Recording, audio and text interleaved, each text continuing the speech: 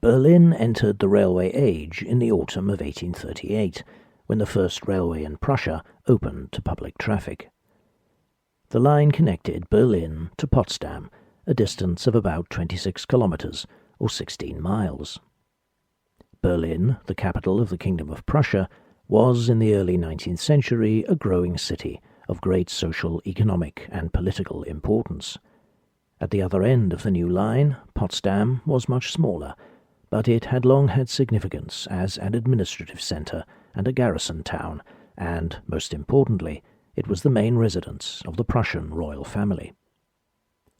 The Berlin-Potsdam Railway was thus not just a railway line, but, for Prussia, a prestige project and an axis of political power. The opening ceremony on 29th October 1838 was therefore a grand affair, with bands, flags, and refreshments, all presided over by the Prussian Crown Prince, with other members of the royal family and a host of authority figures representing the elites of the Prussian state, also in attendance. The trains, hauled by the British-built locomotives Hercules and Pegasus, were well appointed, and the stations at either end of the line were elegant and commodious buildings in the highly fashionable neoclassical style which German architects had perfected. The Berlin-Potsdam Railway was a success, and in 1846 it was extended to Magdeburg and became an important part of Berlin's and Germany's growing railway network. The line was not yet a decade old when it was made the subject of this painting.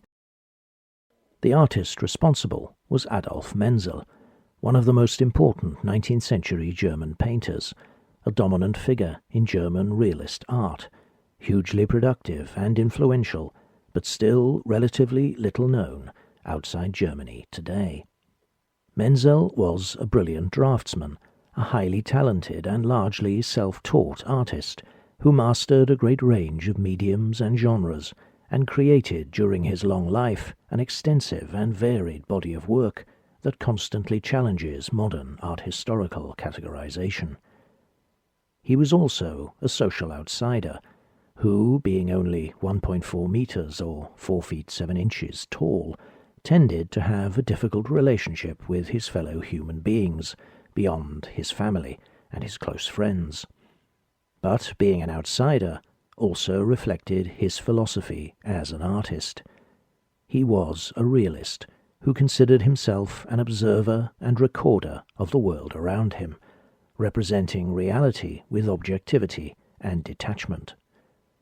The great variety of his work, from woodcut illustrations and lithographs to large oil paintings, and the wide range of subjects he addressed, from historical events and battle paintings to contemporary urban and industrial scenes, are likewise held together by his mastery of technique and by his realist and objectivist convictions.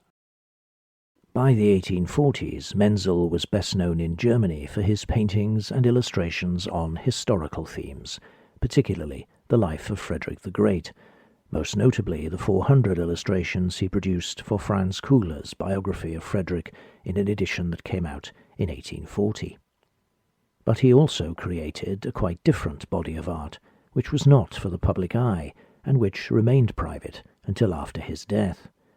These oil sketches, as he called them, depicted the ordinary scenes of life, unremarkable corners of Berlin, construction sites, the backs of buildings, rooms in the apartments in which he lived, mundane landscapes. In their freshness, informality, and spontaneity, their rejection of artifice, and their air of being open-ended and unfinished, they seem to embody the concepts that underlie artistic modernity, and to prefigure Impressionism. Menzel's painting of the Berlin-Potsdam Railway is one of these private oil sketches. It was in the collection of one of his close friends, Dr. Wilhelm Pullman, for many years. Pullman, a Prussian military doctor, lived in Potsdam, and Menzel would himself have used this line when visiting him, giving the subject a personal significance. Menzel had first sketched this scene in 1845, and in 1847, working in the studio and not au plein air, He used that sketch as the basis for this painting, transforming its neat and precise lines and forms into a less formal assemblage of shapes which blur and change, using thin but energetic brushwork and with the highly dynamic element of the train added to the foreground. Despite the loose brushwork and rather indistinct forms which make up the scene, the picture does depict a specific and identifiable location. The viewpoint is just southwest of Berlin, with the city in the background and the line of the railway curving out from it, carrying a train which is heading out towards Potsdam. The scene is shown from an elevated position on a hill in what is today the Schönberg district, near the approximate site of the modern Groß-Gerchenstrasse station. This map from 1849 shows the main features of the location, which can be matched up with the details of Menzel's painting. The curve of the line as it goes towards Berlin is shown, although Menzel exaggerates the curvature to strengthen the composition, creating a structural member which holds together the other elements of the picture. The railway runs into a cutting in the foreground, with dabs and swirls of brownish paint indicating the raw earth of the excavation. Behind the cutting is a wedge-shaped, cultivated area of gardens with a house and outbuildings, dominated by large dark trees which rise to block the viewer's prospect. A road runs from left to right and crosses the railway line. How it crosses is rather ambiguous. Decisive detail here, as elsewhere in the picture, is missing. This road bends just before the line, and this bend is faithfully depicted by Menzel, but it is otherwise straight, contrasting with the curved path of the railway. A road or path of more serpentine form splits from it on the other side of the line, to disappear into the indistinct hinterland between country and city on the right. The influence of John Constable, two of whose works Menzel had seen in Berlin in 1839, can be seen in the very ordinariness of this image, and the use of a compositional structure that treats all elements with equal emphasis, conveying visual variety and movement through the dabbing of broken colour, the layering of brushstrokes to express the movement of the wind through foliage and the interaction of light and shade, and the favouring of greens, yellows, and browns, rather than the clearer colour palette of traditional landscape painting. Menzel himself described this approach as painting after nature, and acknowledged the importance of Constable as an inspiration. For Menzel, this unrefined technique was appropriate to the unsettled, indeterminate landscape he was depicting. Today, the area around the railway shown here is built up and is part of urban Greater Berlin, but in the 1840s it was transitional, poised between the rural and the urban, awaiting the development which the railway would bring. Menzel's paintings of Berlin show a fascination with these transitional spaces in which rural and urban intermingle, building sites, waste ground, neglected corners, areas that are neither one thing nor another.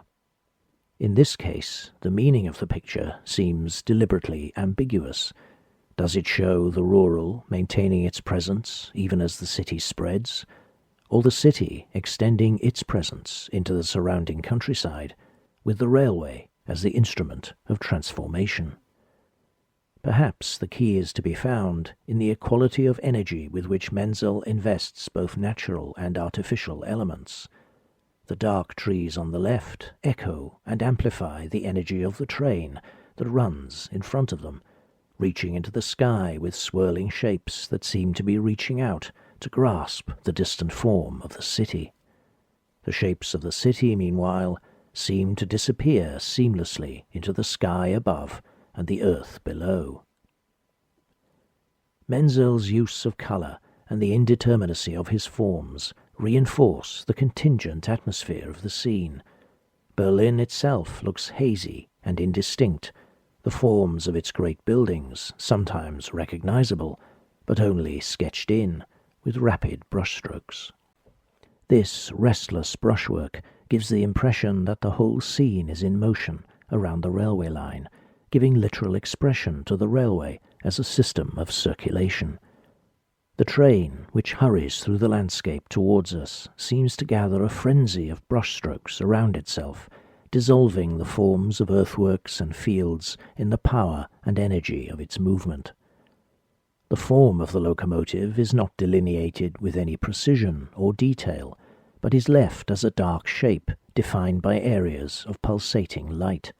The twin headlamps, the reflected glow of the firebox onto the tender at the rear and on the tracks beneath, and the pale, glowing and churning mass of vapour that bursts from the chimney to curl away over the shoulder of the cutting. It drags along behind it its train of boxy carriages, partly obscured by the smoke from its chimney, and also sketched very quickly with no effort to show details, but still powerfully present and irresistibly imbued with motion, so that the viewer can almost hear the rattle of their passage over the tracks. The train is a blur of motion, and the landscape around it vibrates and quivers with its passing. Menzel held firmly to his belief in realism and objectivity. With regard to this picture, as with all his pictures, he would have said that he was not trying to tell you anything, he was simply showing you. Yet, in approach, technique, and subject matter, he was an artist of modernity, an artist of an age of restless transformation. This was the only picture he painted of the railway in the landscape, but it conveys the essence of that modern vision. What he shows us is the railway as a central motif of modernity, a redefiner of time, and a divider and reorderer of space, and an expression of urbanized mass civilization. In this picture, he shows us a landscape of change and a society in motion.